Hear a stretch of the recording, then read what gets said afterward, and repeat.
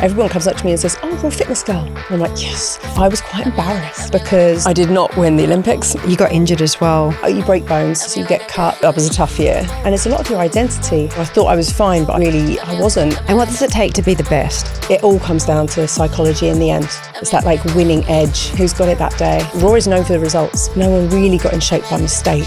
I've been going through some IVF. I don't know if you've seen about that. Because I thought I had ages. Well, I'm fit and healthy, I'll be fine. But actually, you need to do it earlier. You've been trying for 5 years. 45, basically too old. Is there high pressure for you to maintain a physique? I do eat the cake. You eat, and you look like that? I do. I don't. Sorry, I know it's not. Everyone wants to hear that.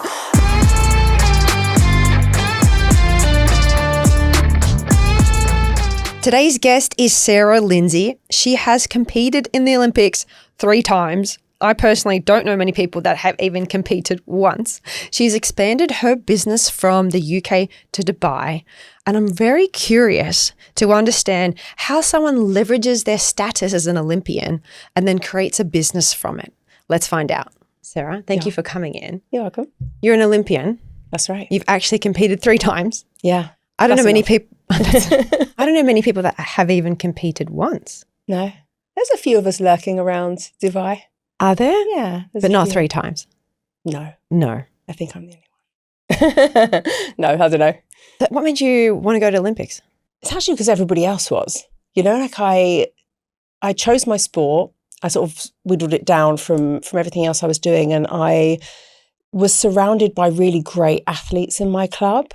And I think when it becomes the normal thing to do and other people are going to the Olympics, it becomes reality. It's not just this kind of pipe dream. So, well, he's going, she went, he's got a medal. Of course, I'm good too.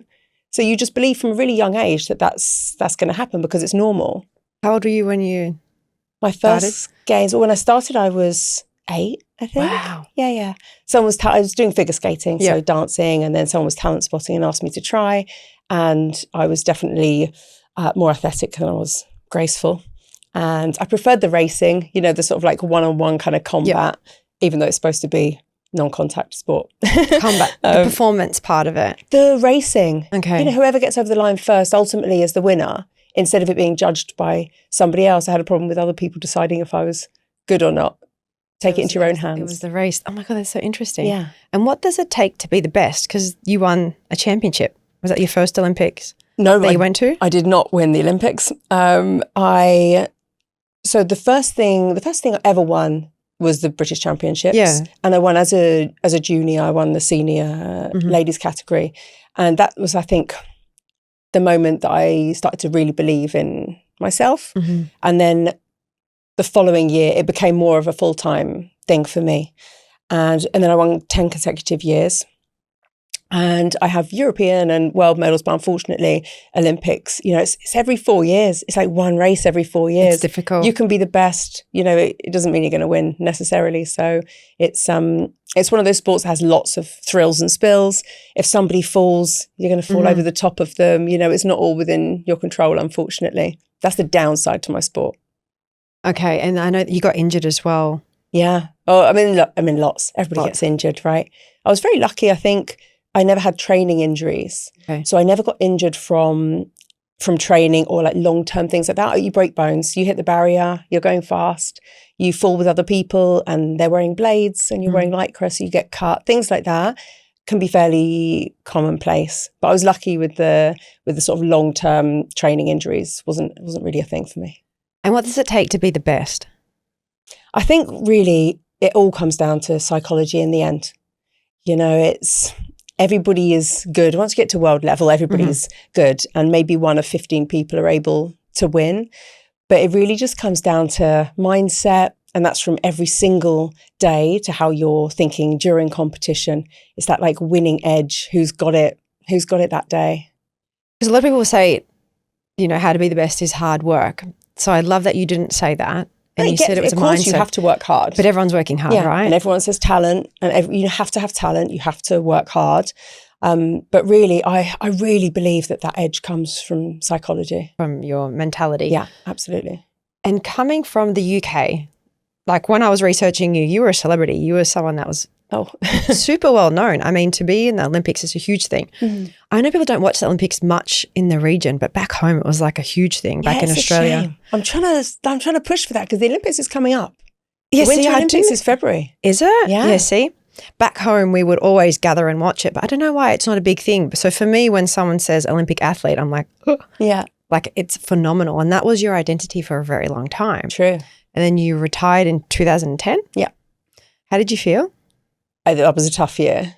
Retirement from sport, I think for anybody at any level, when it's been all you've done, I think is really difficult. Whether you win or lose, you have to come to terms with the thing that you have loved and lived for, and the only thing you've thought about actually, and the thing you've prioritized over everything else in your life, social life, relationships, education, it comes first, always, every single decision. To give that up and to lose that, there's a serious mourning process afterwards. It really does feel like you've lost something. And it's a lot of your identity as well. People are super interested in that. And immediately after, I kind of cut ties from it. And I didn't want to be known as an Olympian anymore. And I didn't talk about it. When I started my business, I didn't talk about it, which is crazy when you think about it. So and you just killed it? Yeah, I did. I was sad.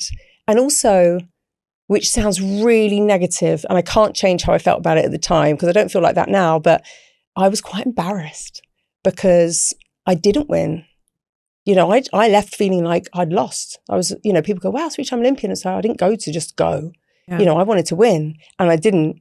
So I found it really, really, that side of things really, really difficult. So I just, like I said, I just killed it. And it wasn't until later, and there were two people actually, a really good friend of mine who's an Olympic skier, and she said, why do you not talk about your Olympic background? You're in physical and, you're in PT and you're in the gym world and you don't even talk about the thing that separates you from everybody else. It's crazy. I think she's right. And my husband as well, he said that we need to push this forwards as part of your brand and part of who you are. You've been through different journeys and that was your sort of, the first one that really, really mattered and you should be proud of it. And he was so proud of that part of me that, I don't know, I started to flip anyway. You started to bring it back to life. Yeah. So at what point did you bring it back to life? Like that, when you say that, I feel sad, obviously I feel sad that you went through it because you're so high achieving and it's such a massive thing that you should be proud of. And then you almost became ashamed of it. Yeah. And then how did you bring that back to life?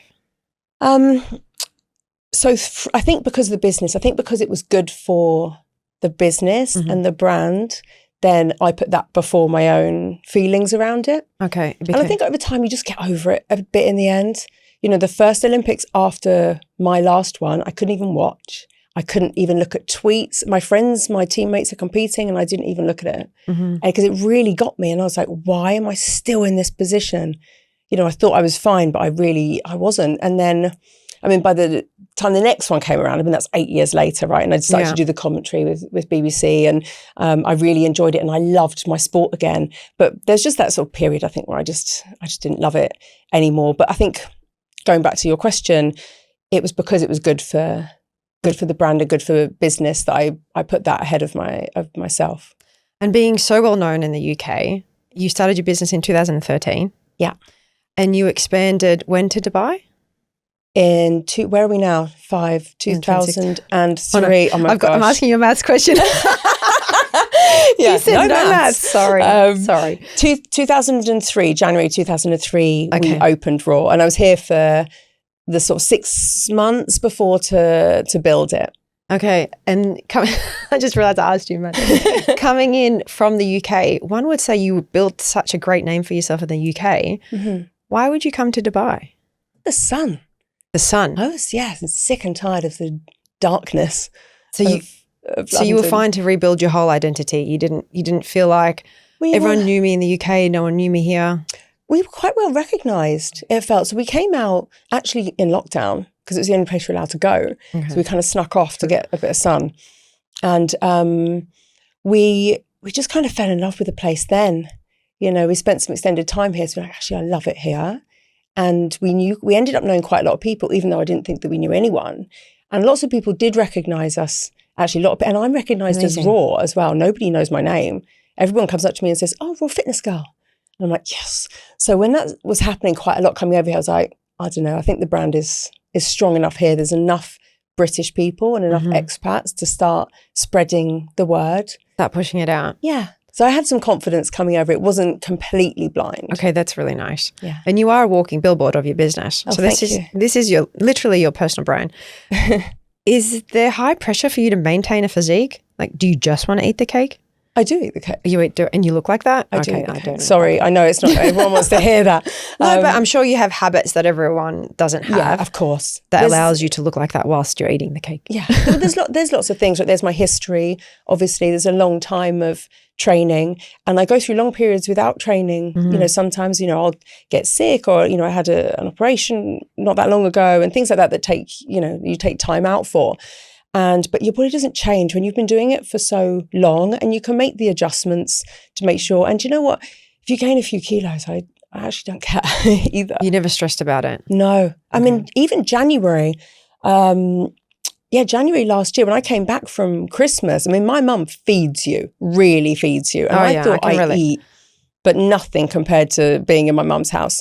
And I came back and I'd gained like 7 kilos. And I knew I'd, gained a bit, clothes were a bit tight. And I was like, I might check. And I jumped on the scales. And one of the boys at Raw who trains me was like, oh, you've really done it over Christmas. And I was like, yeah. But you know what? I'm happy. Yeah. But I see that you can use it to your advantage anyway. Yeah. If you gain a few kilos, you're stronger in the gym. With weight comes strength. So use that period of time while you're a little bit heavier. Use that time to get stronger, lift more weight, set some PBs. And then you can drop a bit of fat, no problem. Yeah. I'm going to tell you a theory that someone told me and it got me thinking, but I'd love to hear your perspective. They said to me that when you're in shape, people respect you more. I don't know. Maybe.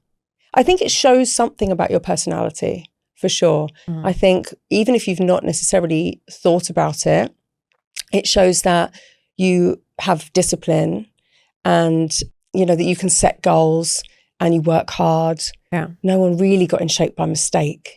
True. So it does say something about your personality. People can be in shape and still be lazy and not having done stuff for a long time. And, Very true. But yeah, maybe.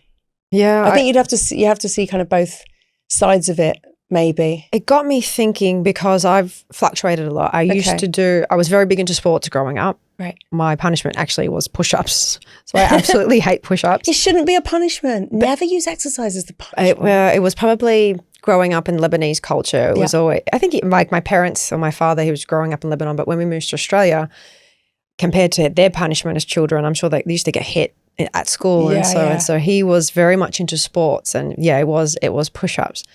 But it actually somewhat made us more mentally stronger because we kept doing it physically and actually just started to think, when he said 100, I'm like, I can't do 100. Yeah. And then you end up doing 100. So I think getting into that sports world from a young age also gives in what you said, the discipline, the high performance. Yeah. And I fluctuated. Like as a child when I was working out, I never thought about food. I was like, I just ate to perform. Yeah. And then now we have this whole world of comparison where it's, we know too much at a point where it's about macros and what you need to do. And you focus too much on the outward rather than the inward. Mm-hmm. And I think, coming from that background, that's also really helped me. So going back to what I was saying around the fluctuating your appearance, I've gone through many stages. I was super lean, then I was probably a bit bigger. And then now I'm finally at a happy medium. And then when I got to where I am now, I'm maintaining. And you said something online around it's easier to maintain than to get to the goal. Of course. I love when you said that because I can completely resonate. Like now I'm maintaining and I'm feeling great about it. Yeah. So I think, having that kind of mindset and going to not just appearances makes a huge difference. Yeah. Well, most people are trying to lose, and most people that I speak to in consultations will be just trying not to eat. They're just trying not to eat. They spend their whole lives just trying not to eat and just trying to do more and more exercise. But really, where does that go? It's not a great, what a way to live. So trying to get people to think about performance first, even though they might not care about performance yet. If you're eating to perform in your training sessions and eating to recover so you get the most out of the training, and then you can start thinking about, eating for the aesthetic side of things. But really that kind of comes last. It will happen anyway. Okay. Just don't make that the number one focus because you feel like you're always failing. True. I had a coach say to me once, where your health goes, your body follows. Like that's just the process. But a lot of people attach their identities to how they look. So I'm sure that you get a lot of people possibly coming in wanting to, like you said, lose and look better. Yeah. And when someone had told me that theory, I'm like, do you think it translates into business? Yeah. I think it does. I'm sure. I mean, it's easy for me to talk about, aesthetics and how that impacts what I do and what we do in-house, because you're much more likely to believe me when I say this is what you should do and this is what would work, and if I'm in shape as well. I think loads of coaches talk about that, because you don't need to be in shape to have the knowledge, but it does show if you're not in shape. I think it can show that you don't necessarily live it and love it and are not passionate about it yourself. So you are, like you said, you are a walking billboard ultimately. And that's why I was going back to the pressure of it, like to maintain it. And you said it's not something that you started when you were obviously 8. Yeah. even younger. Yeah. What would you say to someone that didn't have those foundations and is just starting to kind of, build their identity through their physique and their health? Well, you see what we do in 12 weeks. Raw is known for the results, for the before and after pictures. That's what made us famous in London in the first place. So it's incredible what you can do in such a short period of time. Obviously, you need to put the things in place to maintain that and make that long term. And the longer you maintain that physique for, the more likely it's going to be you'll maintain it forever. So you just have to make sure that you put all the things in place to be able to continue that afterwards. But anyone can get in shape. Sometimes it takes longer, obviously, but we have people coming from a really long way out that get in incredible condition. So I do believe that you can do almost anything. Right. Because even a lot of people in the workplace, they struggle with eating well.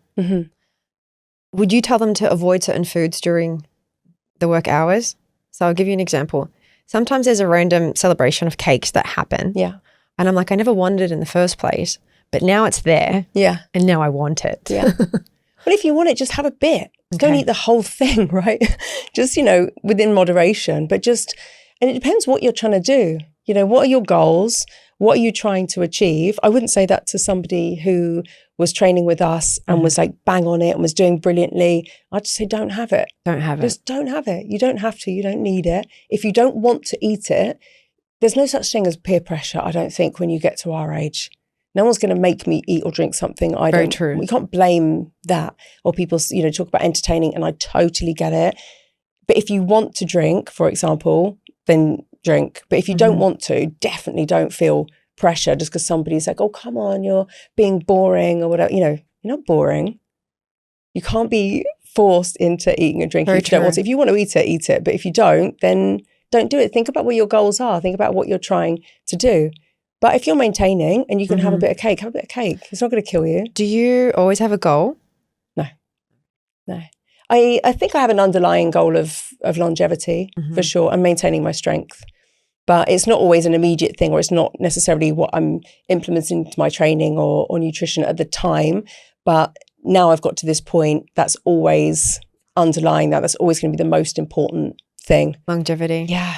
I want to be strong when I'm older. That's the whole point. Is, means that you have, you can look after yourself more than anything when you're older. I see people's decline, and I see how much people get from becoming stronger when they come in, and all the things they didn't realize they could do, and how that affects your personality and your confidence and decisions that you make. So I don't ever want to lose that, because I see other people around me that don't have that. Okay. And I know that I do have that. I would never think I can't do something because of my physical capabilities, but I have people around me who are really restricted and would think, well, I can't do that because what if I can't walk that far, or what if I can't get up on that thing, or whatever it might be. But I don't want to be that if I can help it. Movement's a massive, massive thing for you. Yeah. So you've gone from the shift of Olympian and now you're a business owner. Yeah. Is there anything you're struggling with right now in terms of your identity? Identity, no, because I think it's just not something I've thought that much about, or there's no plan to that. I am who I am, and I do what I do. If you like it, you do. If you don't, you don't. I'm not a people pleaser, but I think I've been going through some IVF. I don't know if you've seen about that. So I think that's something you get to this point where, everybody's asking you what you're doing with it, which is why I talked about it, because I literally get that question every single day, because you're coming to the end of your opportunities when it comes to having kids. So people ask all the time. And there was this time, when I got married, where everybody was asking about that. And then that kind of dies off a little bit and that subject kind of gets put aside. And now it's a big thing again, because so many people are trying to get pregnant and go through IVF. I think I see it because it's my demographic and the people I'm around and my friendship groups and ages and that kind of thing. So that's been something that has kind of changed things a little bit, or people are still sort of asking a lot about, or people see me as somebody to ask for advice on. That's just because I've been through it and I've talked publicly, because it can be a bit awkward to ask people about it, or you don't know if they necessarily want to talk about it. Why did you start talking about it? I mean, I fingers crossed you become a mum. You'd be an amazing mum. Thank you. But what made you start talking about the process of IVF? So I always thought that we'll try and get pregnant. And if it happens, it happens. If it doesn't, by the time I'm 45, then I'll do IVF. Because I see all these people who are a bit older who have done IVF and have their miracle babies and everything. And so I just thought, okay, at 45, then you start doing IVF. I just thought it was this thing for people who haven't got pregnant naturally yet, who are a bit older. But actually, it's really, really, you need to do it earlier. 45 is basically too old. And I don't want to put people off or upset people on this subject, but it's just down to your eggs, really. If you don't have the eggs, then it doesn't matter what age you are. Your eggs are going to be better when you're 35 than when you're 40 or definitely 45. So now it would take a long time every month to do IVF, to gather enough eggs to give myself a good chance. If I've got 1 or 2 tops eggs a month and they want to get about 15, it's a long old process and loads of rounds of collection. So it's something you've got to do earlier, I think, or at least find out what your levels are, and, if you can have kids, and what your egg reserve is. I think it's just better to find out sooner rather than later, so you can decide whether or not you're going to take some action. Because I thought I had ages. Weirdly, I think I never really looked into it or thought about it enough, because I saw other people who were older. I thought, well, I'm fit and healthy, I'll be fine. Yeah, you're fit and healthy. Why? You're not. How long have you been trying now? 5 years. You've been trying for 5 years. I didn't know that. not really trying, but definitely not trying. So 5 years, we said, right, let's just remove precautions and see what happens.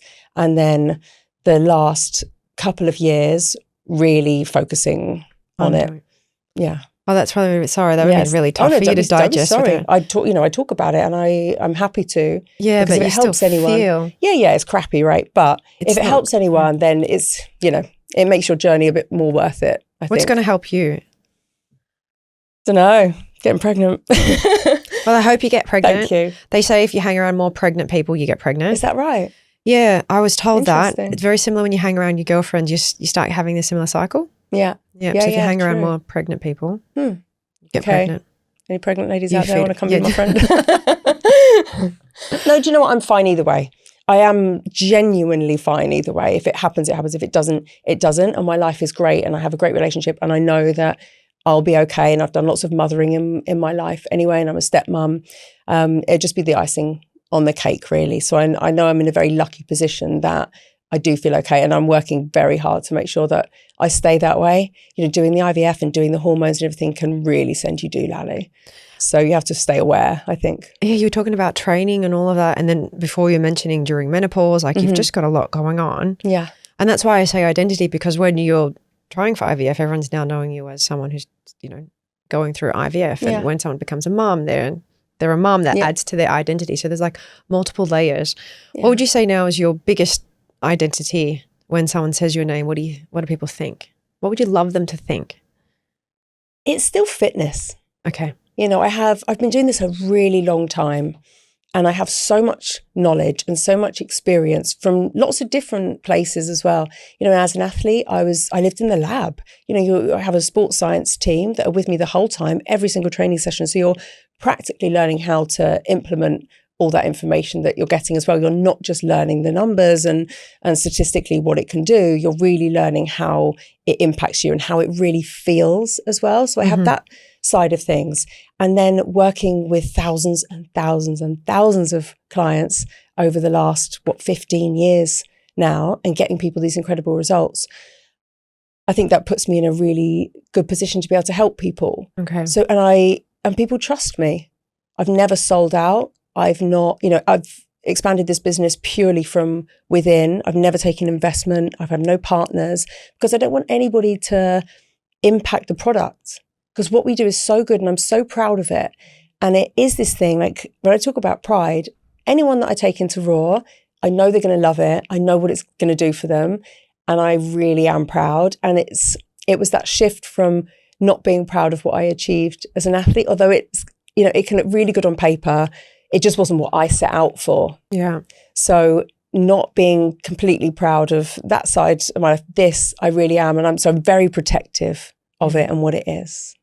Oh, that's amazing. So if I was to remove all the identities, you would just say Sarah's just the fitness girl. I'm very happy to be known as Raw. People are like, hi, Raw fitness girl. Yes, 100. I never correct them. I never say, oh no, I'm Sarah.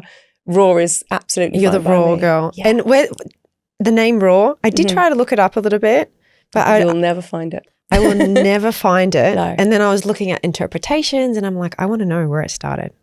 So it's basically a secret acronym between me and my husband, talking about the journey and what we went through. We had a previous business which we lost, which was the worst thing ever to happen.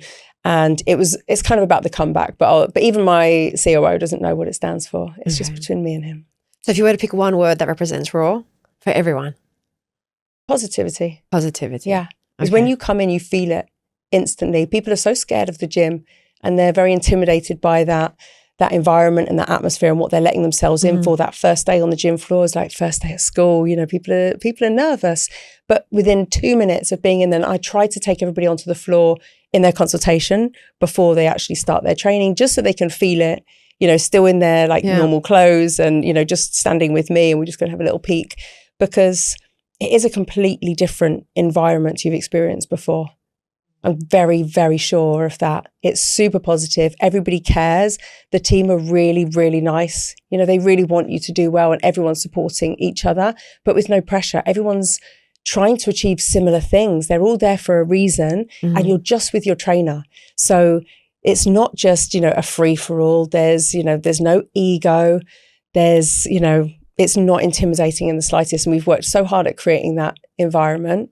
Aww. I know. I really don't gush about it because I love it, obviously. No, you should gush about it. So anyone that says, Sarah, Raw Fitness, positivity, you are the business. Yeah. And you are super positive. You have great energy. Yeah. So I'm actually looking forward to visiting it soon. Yeah. We need to get you booked in. Yes. When we're doing this. Coming. But thank you so much for being so honest. Of course. And so honest and vulnerable. And I really hope you get pregnant. Oh, thank you very much. Fingers crossed. After Sarah left the pod, she actually invited me to train with her at Raw Fitness. I am a little bit scared, but also excited. I hope you all take her advice and look after your health. If you want to see more of this, be sure to follow our socials on YouTube, Instagram, and TikTok. See you next time.